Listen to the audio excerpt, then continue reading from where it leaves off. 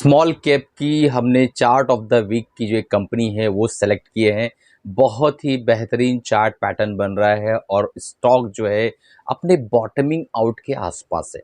तो मार्केट की इस पीक पे अगर हम उस स्टॉक को सेलेक्ट करते हैं as a chart of the week, तो मुझे ऐसा लगता है कि हम एक बेहतर रिटर्न ले पाएंगे। अगर मार्केट 5-10% करेक्ट भी होती है, वो तो निफ्टी एनालिसिस हम कल करने ही वाले हैं संडे के दिन, तो आपको आइडिया मिल जाएगा कि मार्केट करेक्ट होगी या नहीं होगी। बट दोस्तों, आज हम सिर्फ और सिर्फ चार्ट ऑफ द वीक पर स्टिक रहेंगे। तो स्मॉल कैप की कंपनी है, मार्केट कैप उसका है 7,893 करोड़ के आसपास का, और पी चल रहा है 29 के आसपास। तो दोस्तों, पी 29 है, इतना ज़्यादा वैल्यूएशन नहीं है उस कंपनी के हिसाब से। अभी हम चलेंगे चार्ट पर और सारी चीज़ों को देखने की कोशिश करेंगे।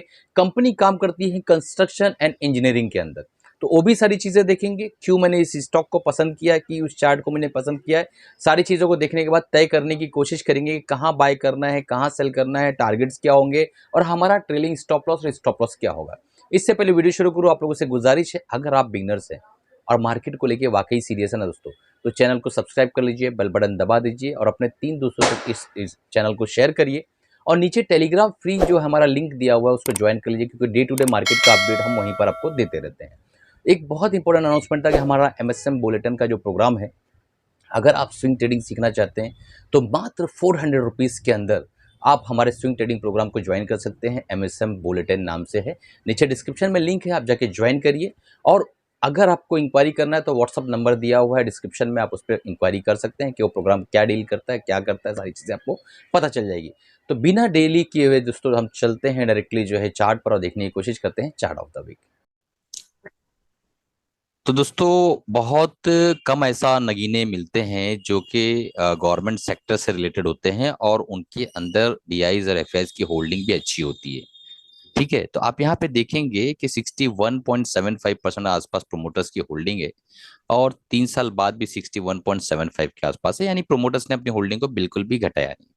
एफआईज की होल्डिंग 2.92% के आसपास है, जो धीरे धीरे बढ़ते हुए 3.84% के आसपास होगी। लगभग 1% से अपनी होल्डिंग को इन्होंने बढ़ाया।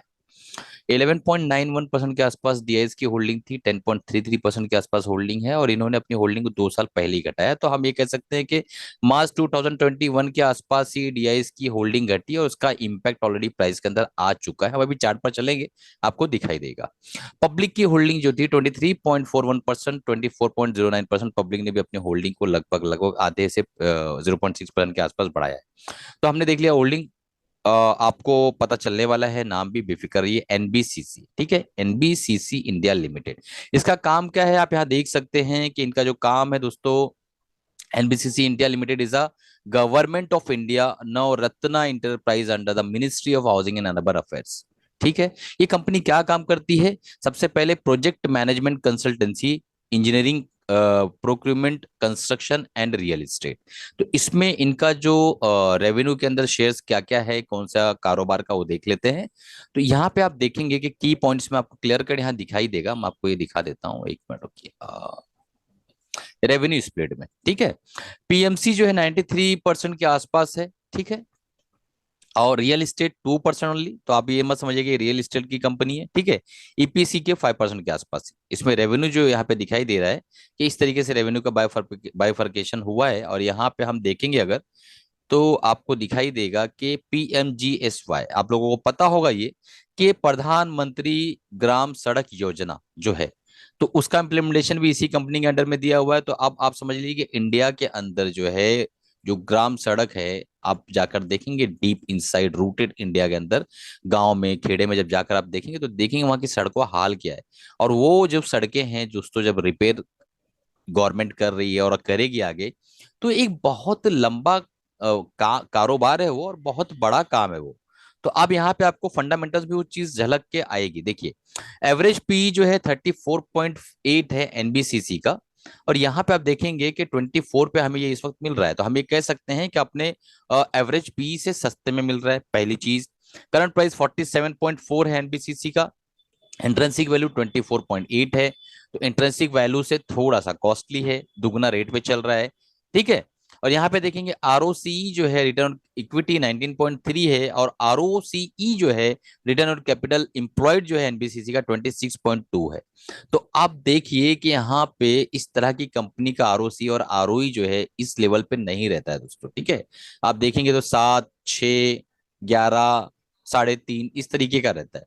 प्रोमोटर्स की होल्डिंग 61.8% है। कंपनी डेथ फ्री है, ये भी एक बहुत इंपॉर्टेंट पॉइंट है। डेथ फ्री कर्ज नहीं है, कंपनी काम कर सकती है अच्छे से। 1.05% के आसपास इसका डिविडेंड यील्ड है, पहले 1.6% देती है। एक चीज आपको मैं आज क्लियर करता हूँ, कोई भी कंपनी डिविडेंड बहुत ज्यादा जब देती है ना तो उसकी ग्रोथ स्लो होती है, बहुत स्लो होती है। और जब कंपनी डिविडेंड कम करती है तो वो ग्रोथ में लगता है और ग्रोथ एक्सपोनेंशियल होती है। तो कंपनी ने अपने डिविडेंड को थोड़ा कम किया है, जो कि एक चीज दर्शाता है कि कंपनी जो एफिशिएंटली काम करना चाह रही है। अब चलते हैं चार्ट पर। उससे पहले देख लेते हैं दोस्तों जो मैंने आपको बताया था, एमएसएम बुलेटिन। आप यहां पर आएंगे तो एक कंटेंट, जैसे आप बाय करेंगे कंटेंट सेक्शन आपके लिए ओपन हो जाएगा। आप कंटेंट सेक्शन में जाइए, यहाँ पे एक देखिए, यहाँ पे एक इंट्रोडक्शन वीडियो दिया हुआ है, ये लॉक नहीं है, अनलॉक है, तो इसको आप देख सकते हैं। बाकी इस तरीके की आपको सपोर्ट्स मिलेंगे, देखिए कंटिन्यू आपको वीडियोस मिलते रहेंगे, हफ्ते में 1 से 2 वीडियो आते हैं, और आप उसको देखते रहिए, सीखते रहिए, ठीक है। और 25,000 रुपीज वर्चुअल मनी लेकर आइए ताकि आप उसको अच्छे से सीख सके, इस चीज का ध्यान रखिए। तो हमारा लास्ट बुलेटिन देखिए 1 तारीख को आया था, मैंने उसमें ऑलरेडी बताया था क्या करना है क्या नहीं करना है। हमारा पोर्टफोलियो भी यहाँ पे देखिए हमने शेयर किया हुआ था। तो बहरहाल आप नीचे डिस्क्रिप्शन में लिंक है, 400 रुपए में अगर आपको स्विंग सीखना है तो आप उसको ज्वाइन कर सकते हैं, और नहीं सीखना है तो आप देखिए 1 लाख 2 लाख वाला प्रोग्राम कोई अच्छा सा, जिसमें आपको बड़ा सा डिस्प्ले हो और एक बड़ा सा स्टूडियो हो और आप लोग ताली बजाएं, वहां पर जाके सीखे, उस तरीके का कुछ करिएगा आप लोग, ठीक है। तो अब चलते हैं दोस्तों, यहाँ पे देखिए चार्ट मैंने ओपन कर रखा है, एनबीसीसी का वीकली टाइम फ्रेम का चार्ट है, और ये बॉलिंजर बैंड मैंने लगा रखा है। तो पहले बैंड के ऊपर डिस्कस कर लेते हैं, उसके बाद बैंड हटाने के बाद कुछ बातें डिस्कस करेंगे। आरएसआई 69.58 है, वीकली टाइम फ्रेम में बुलिश है। 60 अबो मतलब ये है कि लॉन्ग टर्म बुलिश हो गया, ये पहली बात याद रखिए। अब दूसरी चीज याद रखिए कि जब ये लोअर बोलिंजर बैंड को ब्रेक कर रहा था तो ये काफी जो है यहाँ पे वीक था, बट यहाँ पे इसने एक बॉटम बनाया, और उसके बाद जो ये लोअर लोज बन रहे थे इसके, लोअर लोज उसको तोड़ के इसने एक हायर हाई बनाना शुरू किया, आप देख पा रहे हैं, और फाइनली इसको भी इसने ब्रीच कर दिया है, ठीक है। अब चलते हैं, और ये बोलिंजर बैंड, अपर बोलिंजर बैंड को आप देखेंगे यहाँ पे कि इसने ब्रीच किया एक अच्छी कैंडल के साथ लास्ट वीक। अब मैं बोलिंजर बैंड को हटाने जा रहा हूं, और आप लोगों के सामने जो है सिर्फ एक 200 वीकली मूविंग एवरेज रहेगा, उसको देख लीजिए आप, 200 वीकली मूविंग एवरेज। और इस पैटर्न को समझिए कि इसने बॉटमिंग आउट किस तरीके से किया है। ये वो लेवल है, ये वो लेवल है जहां पे इसने एक जो है बुलिश डाइवर्जन दिया था, और इस बुलिश डाइवर्जन के आसपास मैंने यहाँ कहीं इस पर वीडियो भी बनाया था। आप जाके ट्रेड विद मजर एनबीसीसी डालेंगे तो आपको ओपन हो जाएगा, मिल जाएगा वो, ठीक है। आई बटन पे भी कोशिश करके मैं डाल दूंगा, तो देख लीजिए कि इस लेवल पे मैंने एक वीडियो बनाया था। फिर ये ऊपर गया, काफी दिनों तक बैठे रहे, फिर ये इसको ब्रीच किया, फिर नीचे आया, फाइनली मैंने इसको जो है ऐड किया है, इस लेवल पे वापस से ऐड किया। ये मेरे पोर्टफोलियो में है, मैं ये चीज आपको बता देता हूँ।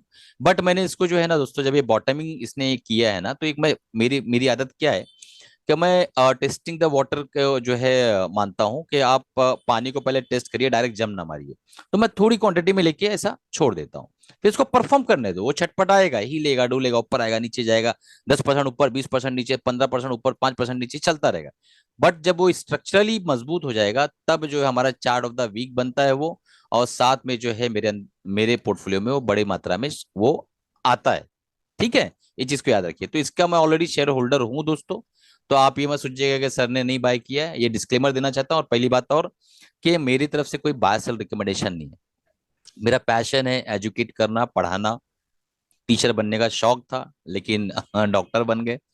बहरहाल, तो पढ़ाना मेरा शौक है, तो उसके हिसाब से मैं वीडियोस बनाता हूं। तो आप लोग इस चैनल को भी सपोर्ट करते रहिए, पढ़ते रहिए, सीखते रहिए, और उस प्रोग्राम को जरूर ज्वाइन कर लीजिएगा, ठीक है। अब चलते हैं और देखने की कोशिश करते हैं कि इसने तो बॉटमिंग आउट किस तरीके से किया, सिखा दिया मैंने आपको। अब यहाँ पे एक चीज और समझिए, अगर हम इस तरीके का एक ट्रेंड लाइन बनाए तो इस लेवल पे ही इसने जो है बाय का सिग्नल दे दिया था। पर जब तक कि 200 मूविंग एवरेज से नीचे कोई भी स्टॉक रहता है ना, मैं उससे ये समझता हूँ कि वो आईसीयू के अंदर है। कहाँ पे है? आईसीयू के अंदर है। 200 मूविंग एवरेज से ऊपर जब वो आता है तो मुझे ऐसा लगता है कि हाँ अभी आईसीयू से ऊपर आया, अभी आ चुका है, देख पा रहे हैं आप। तो 41 हमारा 200 मूविंग एवरेज है, बट हमारा 41 जो है ना, स्टॉप लॉस यहाँ पे नहीं बनेगा। यहाँ पे आप देखेंगे एक ट्रेंड लाइन और जा रही है यहाँ से, इस ट्रेंड लाइन को भी इसने ब्रेक किया है, आप देख पा रहे हैं, इस ट्रेंड लाइन को इसने ब्रेक किया और यहाँ पे उसने रिटेस्ट किया है। तो ट्रेंड लाइन के हिसाब से भी ये जो है ये स्टोरी भी मैच हो रही है कि हमारा ट्रेंड लाइन भी ब्रेक हो गया है, प्रॉपरली, हायर हाई का फॉर्मेट भी अच्छे से बना चुका है वो।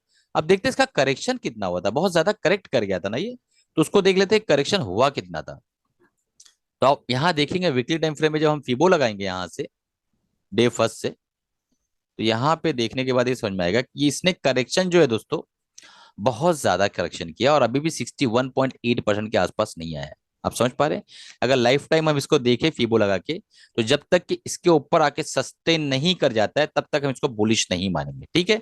बट ये जो स्ट्रक्चर है दोस्तों लंबे समय के लिए है, यानी हम अगर इसके अंदर अपनी पोजीशन को बनाते हैं तो हम बहुत समय तक रुकने का प्लान कर रहे हैं। तो हमारा पहला टारगेट जो अल्टीमेटली होने वाला है दोस्तों, वो होने वाला हमारा पहला टारगेट 253 के पास, और दूसरा टारगेट हमारा होने वाला है 67 के आसपास। और एक चीज और अभी बता देता हूं, बाद में बताने का हो सकता है मौका ना मिले, तो इस लेवल पे जब हम रहेंगे ना दोस्तों, तो यहाँ पे आपसे माल अपने हाथ में ले लेगा, छुड़वा देगा माल। क्यों छुड़वा देगा? क्योंकि यहाँ पे बहुत ज्यादा कंजेशन है, यहाँ पे बहुत ज्यादा दिनों तक इसने जो है अपने आप को रोके रखा था। देखिए ये लेवल पे इसने एक बार रिजेक्शन दर्ज कराया, इस लेवल पे देखिए एक चैनल पैटर्न बनाया, इस लेवल पे एक चैनल पैटर्न बनाया। तो ये लेवल बहुत इंपॉर्टेंट है, 53 से लेके 67 या 70 पकड़ लीजिए। इस लेवल को अगर ये क्रॉस कर जाता है ना, तो फिर हमारा अगला टारगेट दोस्तों सीधा सीधा 105 110 के आसपास आने वाला है। उसके बाद तो 125 के आसपास आने वाला है, ठीक है। तो हम मान के चलते हैं कि आने वाले साल भर के अंदर, 2 साल के अंदर, गॉड नोस कब तक आएगा, बट हम ये मान के चलते हैं कि अगर ये आने वाला है तो इस लेवल पर अगर हमें पहुंचना है तो हमें स्टॉप लॉस कैसा लगाना होगा? स्विंग लो, ठीक है, स्विंग लो। तो हमारा एसएल क्या बनकर आ रहा है दोस्तों, यहां पर मैं आपको बताता हूं। हमारा एसएल क्लियर कट निकल कर आ रहा है, ये लेवल 37 का जो लेवल है, ये लेवल हमारा एसएल है। 47 पे प्राइस चल रहा है, थोड़ा सा पुल बैक में मिले तो बेटर है। इस लेवल पे 44 के आसपास थोड़ा करेक्शन में मिल जाए तो ज्यादा अच्छा है। बाकी आप अपने फाइनेंशियल एडवाइजर से राय मशवरा लेने के बाद काम करिएगा। हमारा पहला टारगेट ये है, दूसरा टारगेट हमारा जो है दोस्तों ये रहेगा, ठीक है। और तीसरा टारगेट हमारा जो है, जैसा मैंने आपको बताया था अभी, कि लाइफ टाइम हाई रहेगा हमारा तीसरा टारगेट। मैं आपको बता देता हूं। हाँ, तीसरा टारगेट हमारा रहेगा लाइफ टाइम हाई, ये लेवल रहेगा, ठीक है, 140 के आसपास। चलिए, कमाते रहिए, खुश रहिए, अपना और अपनी फैमिली का ख्याल रखिए, और इस कोर्स के बारे में आप बिल्कुल सीरियसली सोचिए, ठीक है। मिलते हैं अगले प्रोग्राम में अगली वीडियो के साथ। अपने फाइनेंशियल एडवाइस राय मशवरा लेने के बाद काम करिएगा। मेरी तरफ से कोई भी बाय सेल रिकमेंडेशन नहीं है।